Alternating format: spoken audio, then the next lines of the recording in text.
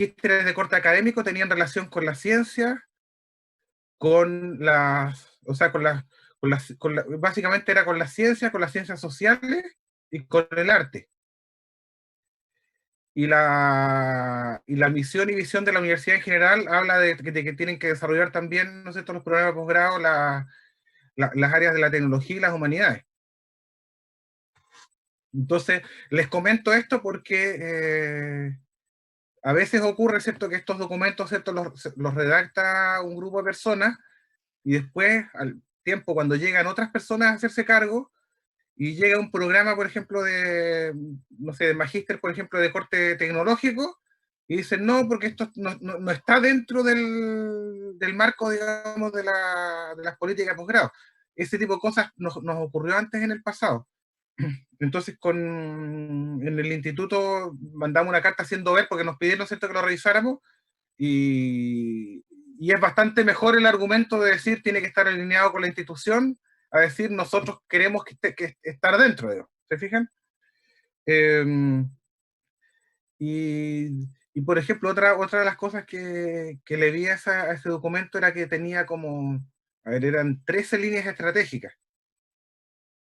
Y es imposible, ¿cierto?, desarrollar, o sea, plantearse 13 objetivos y que de cada uno de esos objetivos deriven proyectos y actividades, una cosa demasiado grande, y cuando uno lo empieza a mirar, en realidad unos estaban contenidos en otros.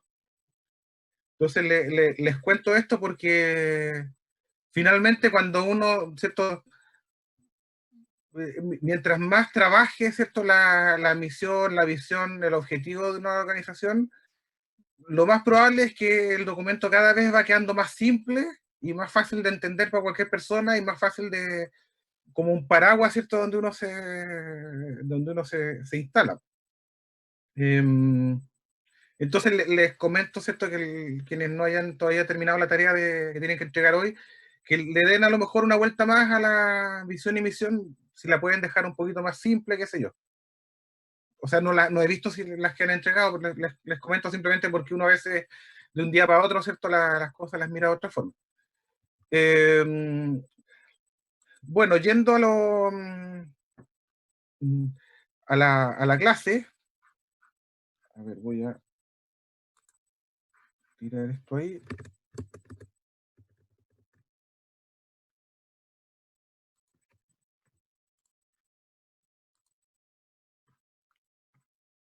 ¿Cierto? Estamos todavía en la unidad de determinación de las estrategias organizacionales. Eh,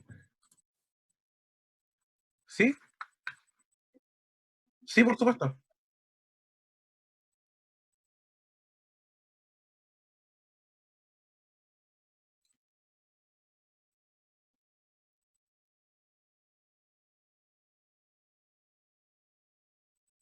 Sí, sí, de hecho, a ver, por ejemplo, ¿cierto? A ver, ocurre que cuando una empresa es, por ejemplo, comprada por otro, ¿no es cierto? Cuando cambian los dueños, típicamente hay una revisión, ¿no es cierto?, bastante fuerte de la visión y la misión.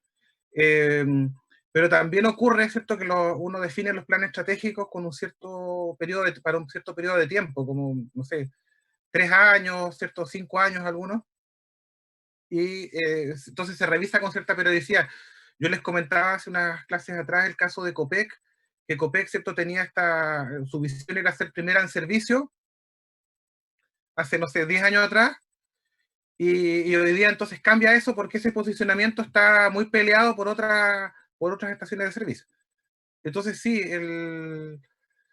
yo diría que la visión es algo que es como más estable en el tiempo, pero la misión o el posicionamiento es algo que incluso hay empresas que lo podrían revisar, no sé, cada 2 años, pero nunca son cambios muy, muy radicales, son, ¿cierto?, algunos ajustes. Les doy el ejemplo de la Universidad Austral, que hoy día instalada la discusión de qué tanto tiene que ser el foco digamos, en el posicionamiento nacional o internacional respecto de la atención a la realidad local. Entonces hay un grupo de gente que dice que la Austral debería darle un mayor énfasis a cómo se preocupa de la realidad local. ¿Ya? Entonces, eso, ¿no es cierto?, no, probablemente no va a cambiar la visión, pero sí podría cambiar algunos énfasis de los próximos 3 o 4 años. Entonces, ¿cierto? Si nos vamos a la lámina, ¿cierto? Que es un poco la idea, ¿cierto? Estos planes y políticas que nos llevan a una situación deseada, esta situación deseada podría irse moviendo en el tiempo un poco. A ver, por ejemplo, la empresa Nokia hace, no sé, 50 o 70 años atrás, era una empresa dedicada al rubro principalmente forestal. Eh, la Telefónica del Sur dedicaba, ¿cierto?, en los años 90, hasta los años 90, básicamente a vender líneas telefónicas. Y después esto pasa a ser un proveedor integral de servicios de telecomunicaciones, que ese más o menos fue el cambio a fines de los años 90.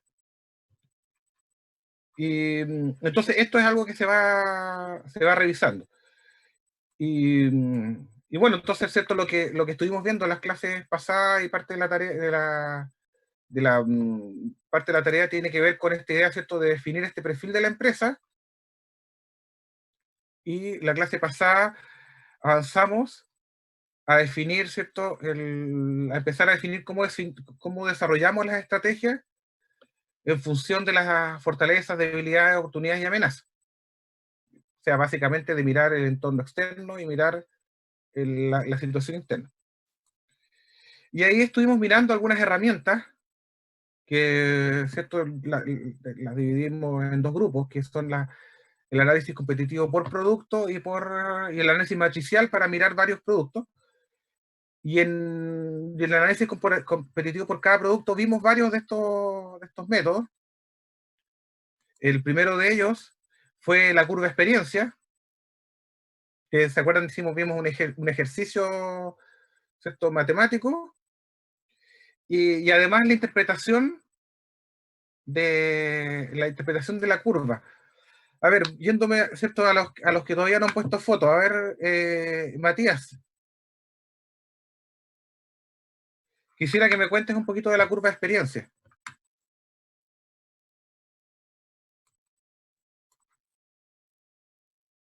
A ver si te acuerdas un poco.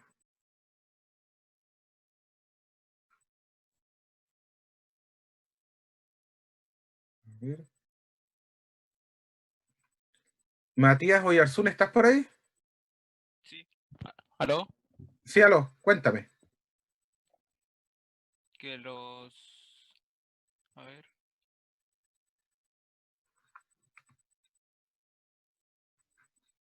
Veamos el ejemplo que hay en la pantalla, ¿cierto?, de la posición de A versus D, por ejemplo, en la curva.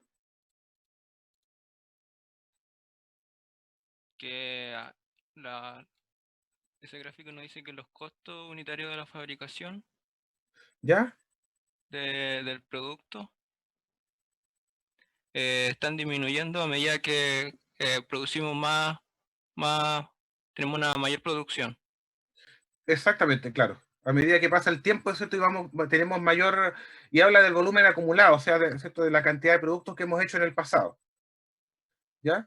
Y ¿cierto?, si la línea horizontal que está aquí es el precio que se está pagando por ese producto hoy día, ¿qué pasaría con D, con la empresa D? Estaría perdiendo dinero, o sea, se iría a la quiebra si es que sigue.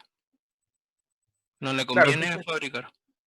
claro, entonces una alternativa que tiene la empresa D es tratar de digamos, de vender harto para poder moverse a través de la curva de experiencia y quedar bajo la línea del precio. Exacto. Claro. ¿Qué es lo que le pasa en realidad a cualquier nuevo entrante?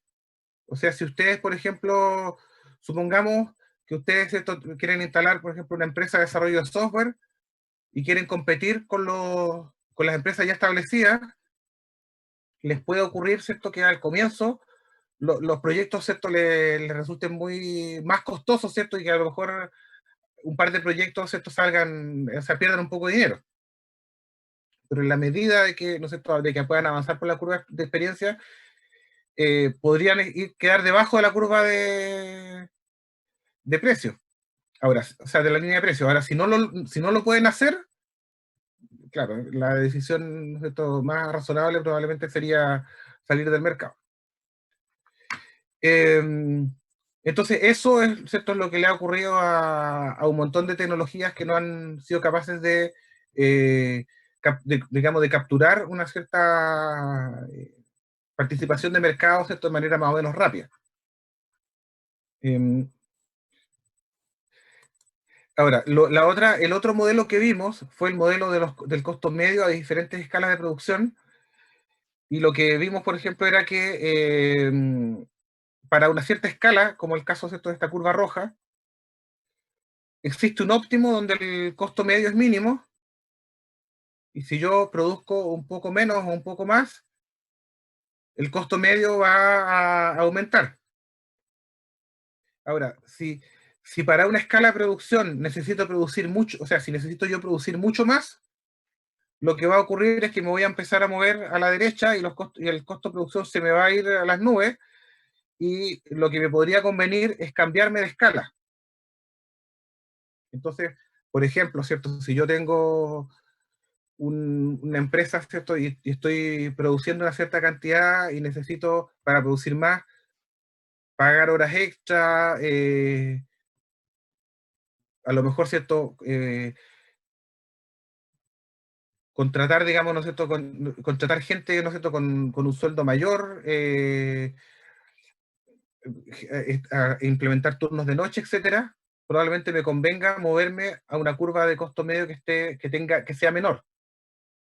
Ahora, lo que también vimos es que en algunos casos, no en todos, podía ocurrir de que de cierta escala hacia arriba los costos aumentaran, que fuera más complejo. O sea, si uno piensa en una empresa de desarrollo de software, ¿cierto?, que tenga, no sé, 20.000 empleados, probablemente es más compleja de administrar que una empresa que tiene 50 empleados. Y que por lo tanto los costos de desarrollo van a ser más altos que una empresa de menor tamaño.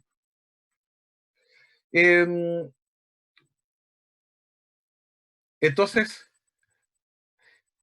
de nuevo, ¿cierto?, ¿qué es lo que sucede acá? Que si depende de dónde esté el precio, también está la decisión de si me conviene o no cambiarme de escala o no. O sea, construir otra, por ejemplo, es una empresa, ¿no es cierto?, como les decía, una empresa de software, ¿cierto?, si cambiarse a unas oficinas más grandes, contratar o no contratar más gente, abordar también proyectos más grandes. El otro modelo que vimos era el modelo PEST, que es un análisis más cualitativo, y donde uno anota, ¿cierto?, una lista de factores que pueden influir positiva o negativamente en la empresa, y cierto, como los factores políticos, económicos, sociales y tecnológicos. Y ahí yo les mencioné una lista de ejemplos. Y lo que vimos finalmente fue el modelo de las 5 fuerzas de Porter, que lo que plantea, ¿cierto?, es el analizar de qué tan competitivo es el ambiente en el cual se desarrolla la actividad, y ¿cierto?, un ambiente que sea más competitivo va a ser un ambiente probablemente más difícil para la empresa, y un ambiente donde hay menos competencia va a ser, va a ser un ambiente podría ser un ambiente más atractivo. Eh, y ahí, ¿cierto?, las 5 fuerzas localizadas era, ¿cierto?, el tema de los nuevos entrantes, los proveedores de la empresa, los compradores, los competidores y los sustitutos.